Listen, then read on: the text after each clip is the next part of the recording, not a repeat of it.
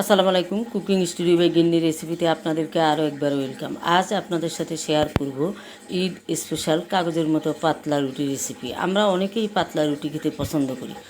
আমি আজকে অনেকগুলো টিপস এবং ট্রিক্স সহকারে এই রুটিটা শেয়ার করব আপনাদের সাথে। আপনারা এবারের ঈদে এভাবে বানিয়ে গরুর মাংস দিয়ে খেতে পারেন। তো কুরবানির ঈদে তো আমাদের অনেকেরই যারা কুরবান দিয়ে থাকে অনেক ঝামেলা হয়ে থাকে, আমরা সময় পাই না। যদি আগে থেকে বানিয়ে আপনার ফ্রিজে সংরক্ষণ করে রেখে দেন তাহলে ঈদের দিন বের করে ভেজে নিলেই হবে, আর এটা ভাজতেও বেশি সময় লাগে না।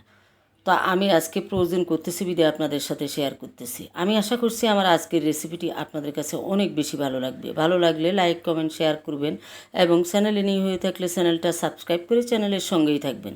সাবস্ক্রাইব করে পাশে থাকা বেল বাটনে ক্লিক করে রাখবেন আমার পরবর্তী রেসিপির নোটিফিকেশান পাওয়ার জন্য।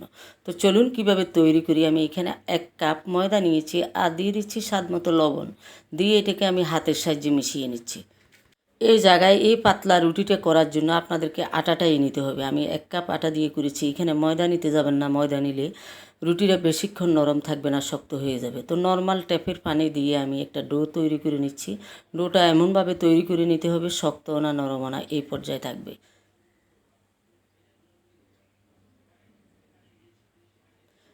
তো আমার মেখে নেওয়া হয়ে গিয়েছে, আমি ঢাকনা দিয়ে 5 মিনিটের জন্য অপেক্ষা করব।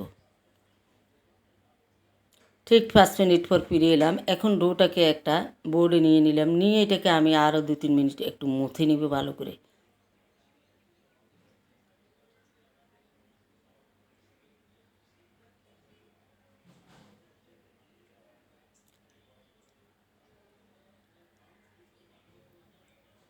এটা আমার মুথে নেওয়া হয়ে গিয়েছে। এখন আমি 2 ভাগ করে নিচ্ছি। এখন আমি এটা দিয়ে রুটি তৈরি করে নেব। রুটিটা এমনভাবে তৈরি করতে হবে, বেশি পাতলা করা যাবে না, আবার বেশি মোটাও রাখবেন না, মিডিয়ামভাবে তৈরি করে নিতে হবে। তো গুঁড়ি ছিটিয়ে দিয়ে আমি একটা রুটি তৈরি করে নিচ্ছি।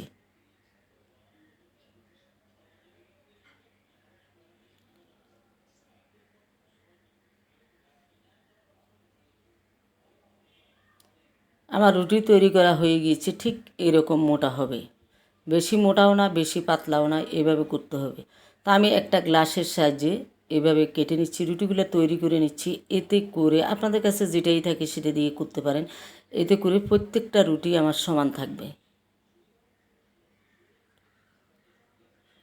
এটা দিয়ে আমার 6টা রুটি হয়েছে। 1 কাপ আটা দিয়ে আমার মোট 12টা রুটি তৈরি করেছি।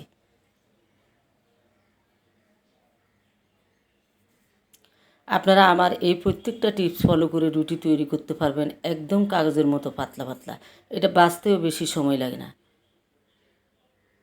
তো আগে থেকে বানিয়ে যদি আপনারা রেখে দেন তাহলে এই দিন ঝামেলাটা একটু কম হয়।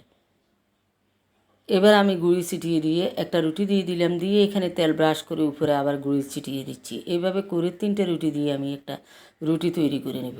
আপনারা চাইলে 4টা দিয়েও করতে পারেন, 5টা দিয়েও করতে পারেন, 2টে দিয়েও করতে পারেন।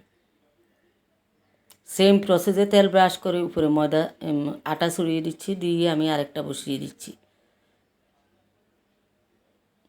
এখন আমি এটাকে বেলুনের সাহায্যে পাতলা একটা রুটি তৈরি করে নেব।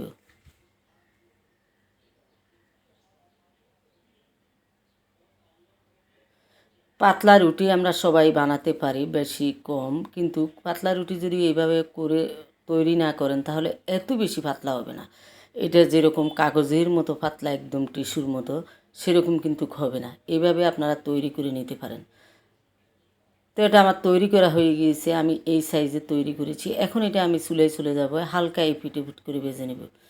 আর একটা কথা আপনাদেরকে বলি, আপনারা যদি ফ্রোজেন করে ফ্রিজে সংরক্ষণ করে রাখতে চান তাহলে 1 মিনিট ভেজে নিলেই হবে এপিট ওপিট করে। আর যদি আপনারা সাথে সাথে খেতে চান তাহলে আরেকটু বেশি করে ভেজে নিয়ে আপনারা এটাকে তখনই খেতে পারবেন, আলাদা করতে হবে না।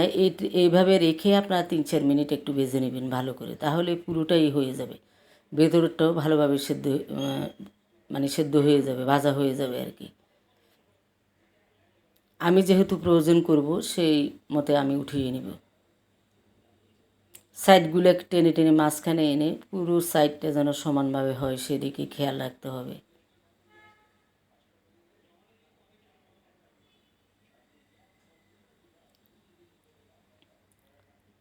আপনারা দেখে নিশ্চয়ই বুঝতে পারছেন। এভাবে যদি আর একটু 2-1 মিনিট বাড়িয়ে নেন তাহলে আপনারা সাথে সাথে খেতে পারবেন।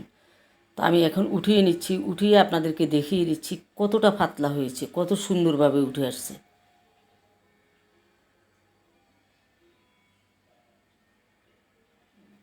দেখুন কতটা পাতলা আমার নিচের হাতটা দেখা যাচ্ছে। এইভাবে করে উঠিয়ে নিচ্ছি। তো সেম প্রসেসে আমি বাকি গোলাটাও এইভাবে রুটি তৈরি করে নিয়েছি। আমার 12টা রুটি হয়েছে। তো আমি এটা এখন একটা এয়ারটাইট বক্সে বা পলিথিনে রেখে আমি ফ্রিজে সংরক্ষণ করে রেখে দেবো। ঈদের দিন বের করে ভেজে নিলেই হবে।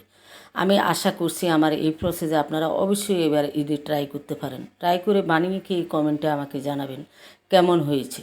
আর আমার রেসিপিটা যদি আপনাদের কাছে বেশি ভালো লাগে আপনারা শেয়ার দিয়ে ছড়িয়ে দিতে পারেন আপনাদের ফ্রেন্ডস ফ্যামিলির মাঝে।